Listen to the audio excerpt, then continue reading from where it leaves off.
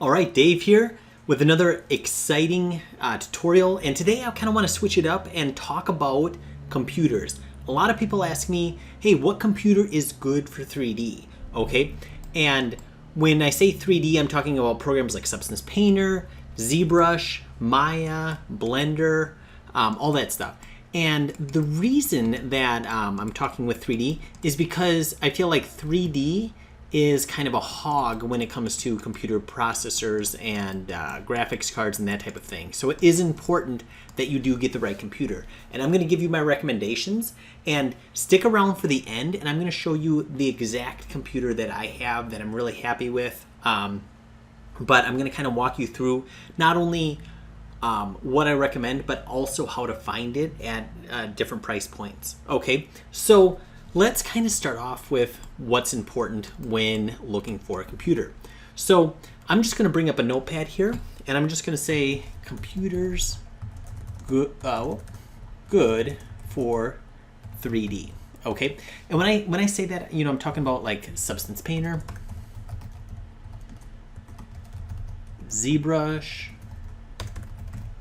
Maya, Blender, Photoshop, and you know, kind of more. So basically really graphics heavy programs. Okay, now I feel like one of the first things that I want to talk about is the graphics card. Okay, so okay, what graphics card is good? So basically there's going to be some elements. There's going to be graphics card. We're going to talk about processor, and we're also going to talk about RAM and storage. Okay, and kind of talk about the differences between these. So first of all, a computer is made up of a lot of different parts, and these are some of them, and the graphics card. So what is the graphics card, and why is that important? Well, the graphics card is actually what is responsible for the viewport. Okay, so something like this in Substance Painter, when I'm moving around, it's actually updating in real time. So that's why the graphics card is so important. Okay, it's what's responsible for kind of doing all the calculations super quickly. So at the time of this recording, which is in 2021, September of 2021, there's kind of this is where it is with the graphics card. Okay, so there's different types of graphics cards out there, but just to make it easy, I would only recommend NVIDIA graphics cards. Okay, so NVIDIA, and there's the RTX graphics cards. Okay, RTX graphics cards. Now there's the 2000 series, and then there's the 3000 series. And for the 2000 series, it is the 2060, the 2070, and the 2080. And don't worry, I'll explain kind of what all this means later and how this can make sense to you. And for the 3000 series, it's 3070, 3080, and 3090. Okay, so in a general sense, generally speaking, the lower the number on the graphics card, like the less powerful it is, and the higher it is, the more powerful it is. And you guessed it, this is going to be the cheapest one, and then this is going to be the most expensive one. And now I feel like, at least at the time of this recording, I would definitely not recommend these. Okay, I would recommend at minimum a 2080. So I'm even going to delete those. And then I feel like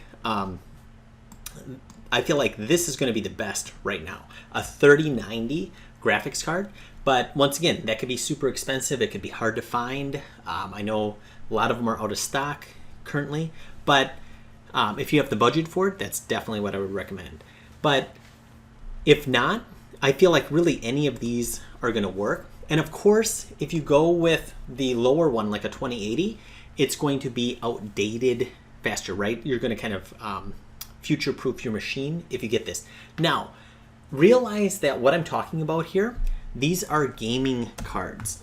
Okay, so gaming cards. Now, there's also workstation cards. Okay, And those would be like the Quadro cards. Okay, so workstation, and I'm just going to say Quadro. And actually, the Quadro cards, they say that they're optimized for things like Maya and everything that we do. And they're usually even a lot more expensive. I don't like workstation cards. I feel like they're, even if money wasn't an option, I would not get a workstation card. I feel like I've tested it out in things like Substance Painter, and once again, anything that needs a real-time viewport, not good. So I'm gonna even delete that and say that's not even an option. I wanna do gaming cards, and these are specific gaming cards that we'll look at. And once again, I'll make sense of that later. Now, there's different types of processors, okay? There's like AMD and Intel.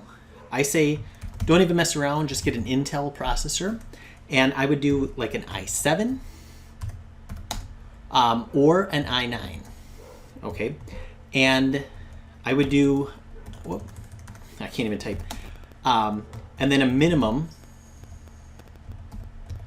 of a quad core, okay?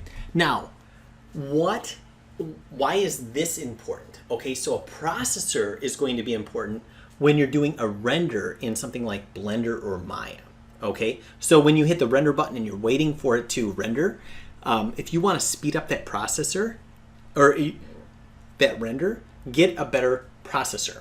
However, things are kind of changing because renders can actually be rendered using the graphics card. Before, the renders were always done with the processor, but now you can choose a lot of times. Do you want to do it with the processor or the graphics card? I feel like a few years ago, the processor was one of the most important elements of a computer. Now I feel like I'm changing that to graphics card. I think the graphics card is the #1 most important aspect of a computer, okay? Because that can do rendering and once again, the real-time viewport. So now also realize that if your computer says it has an i7 or an i9, realize that all i7s and all i9s are not created equal. In other words, there's a lot of different generations of them, and some are significantly slower than others. And I'll show you how to avoid that confusion coming up. So let's talk RAM, okay? I think that when I talk to anybody, the only thing they talk about is RAM. How much RAM does their computer have? Okay, so for RAM, I think that 16 gigs would be the absolute minimum that I would go, okay? But 32 gigs or more is what I would recommend. So 32 gigs would be ideal, or 64 gigs or something along those lines. But I feel like RAM isn't really that expensive.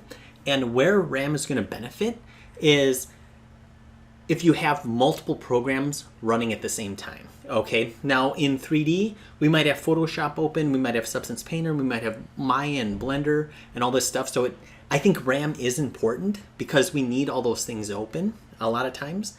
RAM is also going to be beneficial in something like ZBrush, okay? So ZBrush can utilize that RAM, and you can have higher divisions on your meshes.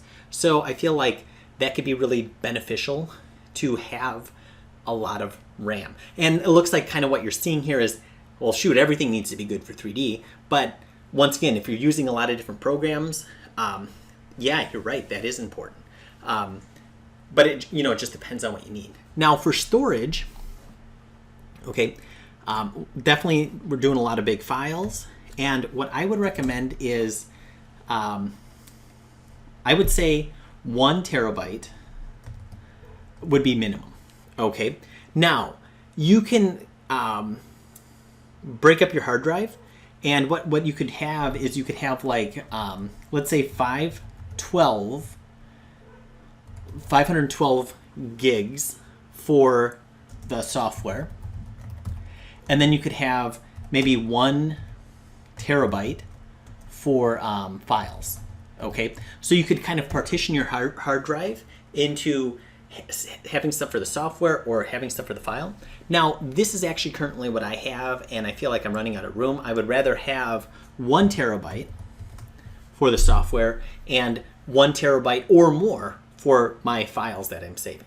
Okay, now why is that important? You might say, well, Dave, I don't need 1 terabyte for software. It's not going to take up that much. But what I want you to realize is that sometimes when we're working in programs, they need to save kind of these external files that we're not really seeing while the program is being used, and they're saving it on the hard drive. That way, we might not even be aware of that, but if they're saving too many files and there's not enough room, the program's just going to stop and not even work. So we want to make sure that there's kind of enough breathing room for the files to live and grow. And some programs like ZBrush and Substance Painter have auto saves that will automatically save to your hard drive. And if you didn't realize that was happening, your hard drive can fill up in a hurry. So either shut that stuff off or make sure that you just have enough storage room. So now that we got kind of the basics down, we need a good graphics card, we need a good processor, we need a bunch of RAM and storage. How do we find that? Well, what I would recommend is going to a website, okay? And what I'm going to do is go to newegg.com, okay? Newegg.com. And what I can do here is I can go to computer systems, desktop computers, okay?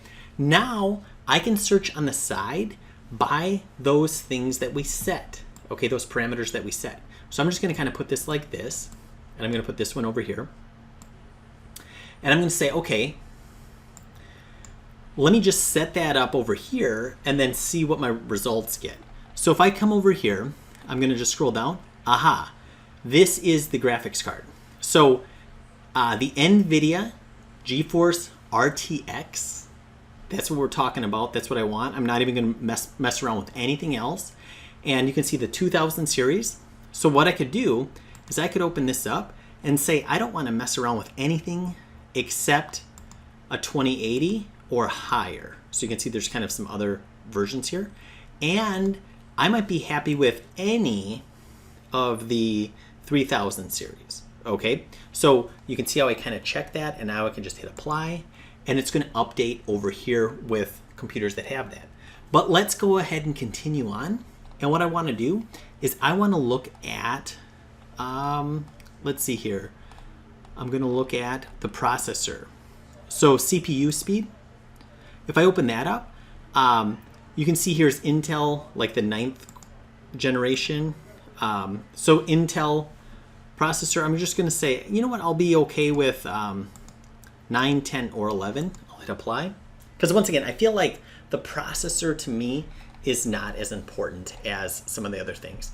And you can see that I'm looking here. And if this is confusing, don't worry, we could just kind of narrow it down once we kind of look at this. I can see that this is an i7, and I could kind of break it down further once we kind of look at what we're looking at.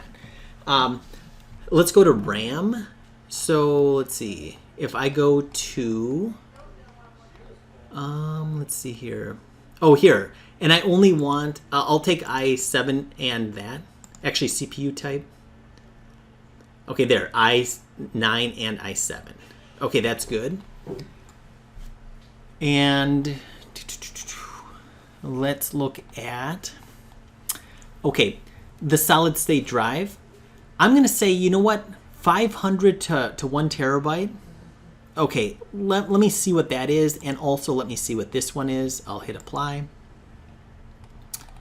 And now I'm also going to do the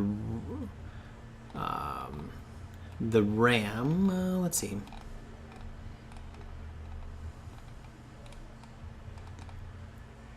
Okay, I could probably do power search. But let me just see. Okay, power search, you can see that I can kind of really get in there and find this. So I'm just gonna hit back. And I'm sure if I, kind of poked around in there, I could find some. But once again, I feel like I'm not really that concerned with RAM as I am some other things. So it looks like these are my settings that I have. Okay, now what I would do is I would search by lowest price. Okay, now you can see that this is kind of our bare minimum at looks like around 1600. And I would look at this one and I would say, okay, this one's an i7 and it's got 16 gigs of RAM. It's kind of low. Has a 512 solid state drive. And it's got a 3060. Okay, I'm kind of excited about that. And then I can get into some things here. Okay, now if I look at that compared to, let's say, something that's more expensive, let's say, let's see. Okay, if I look at this, 16 gigs of RAM, 512, 2 terabyte hard drive, a 3060, and notice I'm not really looking at brands. Okay, I don't really care about brands. I just care about the specs. Now, maybe that's not the best thing to do, but I feel like that's the way that I like to do it.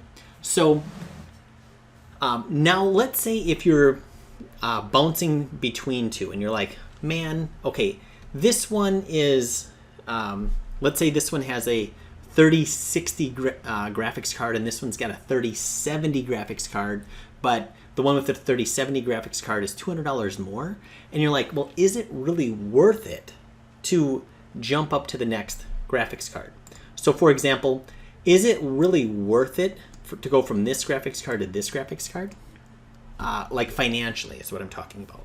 So what I would do there is I would go to this website called User Benchmark, and then I would go to compare, and then you could type in something. So you could say, well, I'm looking at, let's say a 2080. Let's say I'm looking at a 2080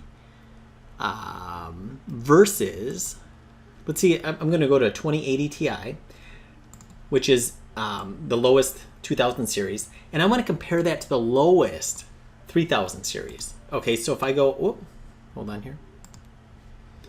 So 2080, and then if I go to a 3000, I would just have to kind of like look through here. Okay, so it looks like 3060. They actually have 3060s. I'll go ahead and click on that. And now what it's going to do is it's going to compare the two. And that might sound kind of silly, but I feel like what it's doing is it's comparing it on a lot of different aspects. So you can see here's the frame rate on different games. Here's the speed. Okay, and you can see that you would think that this one, the 2080, would actually be slower than the 3060 because this one's a bigger number. But once we break it down, you can see that this one's actually the faster one. And this one's actually got so much a better score and some nice to haves. And then what it does is it breaks it down and tells you if it thinks it should, the value sentiment.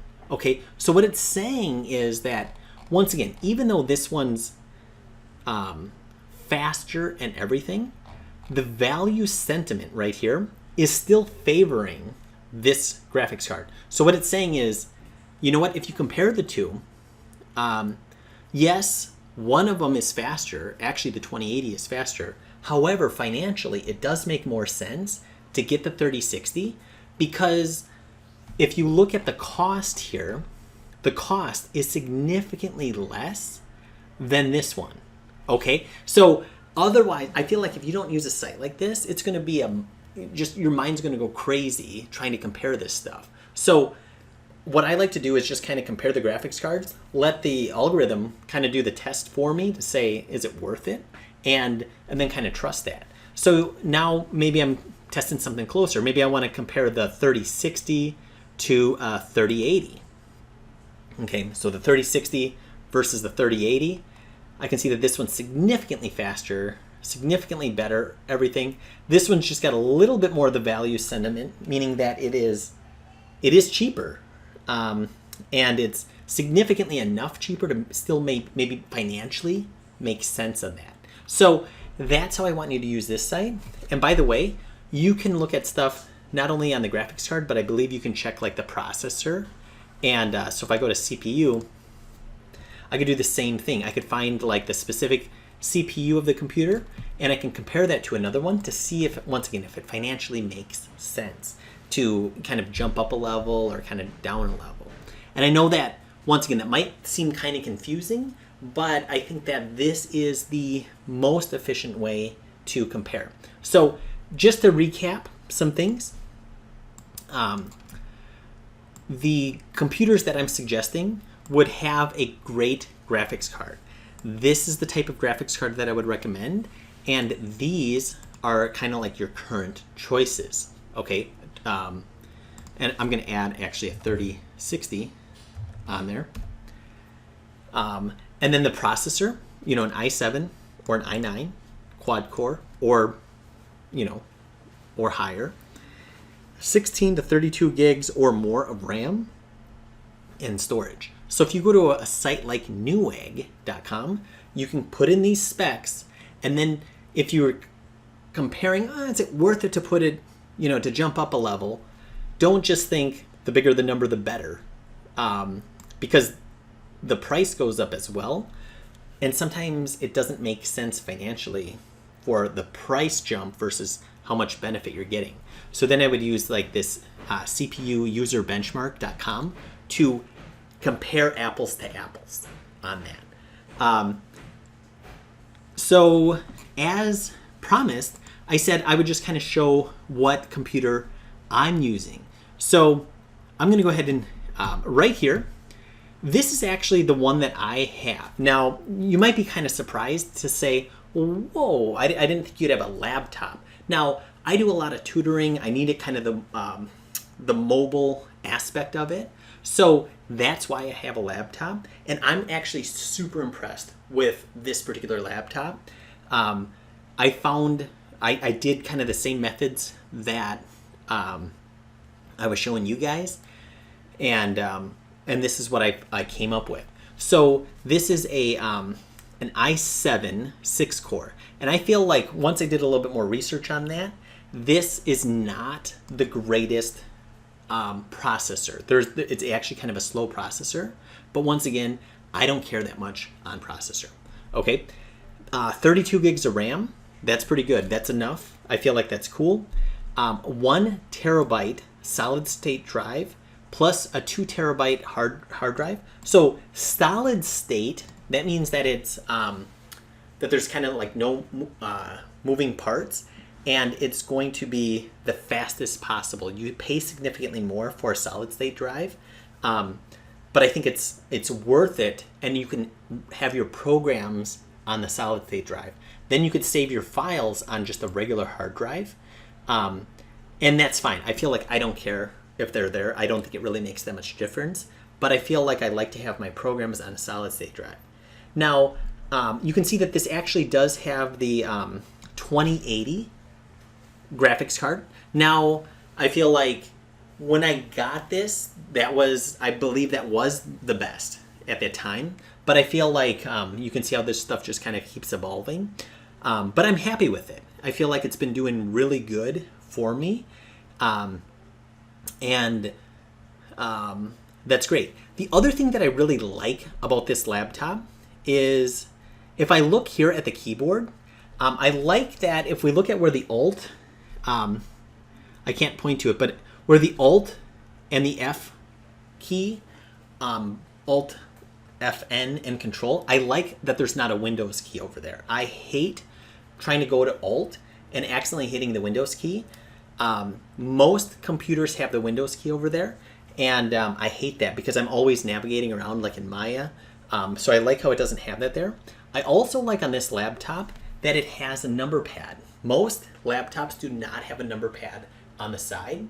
That number pad has an insert key above, and I use insert for programs like Maya. I also feel like Blender uses the number pad, which is different than the numbers on top. And so I'm really glad that this has a number pad.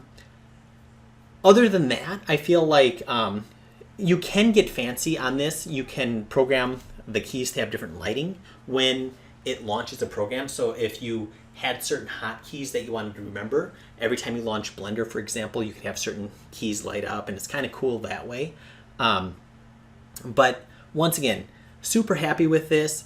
As far as the screen size, I believe like this is a 15-inch monitor, which may seem kind of small for 3D, but realize that the majority of the time that I'm working with this, I have it plugged into an external monitor, a 27-inch external monitor. So if you have a laptop, I feel like I have it at my desk, and I use it kind of as a desktop, computer, but I have the portability of it if I need it.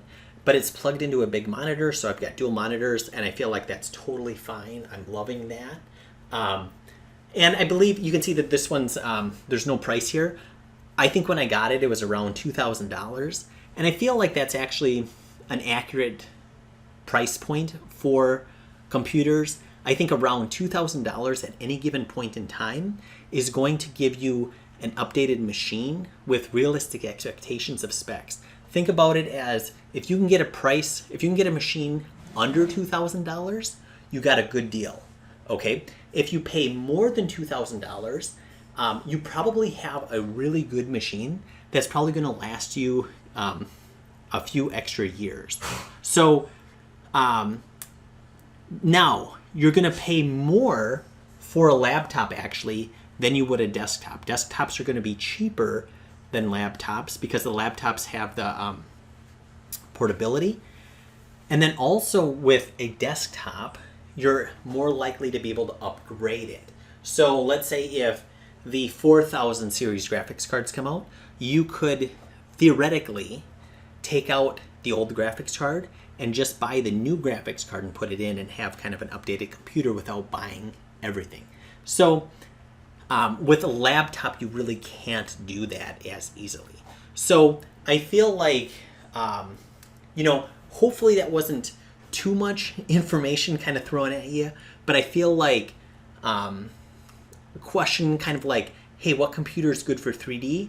I feel like a lot of times people are like, oh, just get the best. And it's like, well, what is it? I truly feel like this will point you in the right direction. So hopefully that was helpful. If you like this, make sure that you like and subscribe, and I will keep bringing more content in the future. So thank you so much.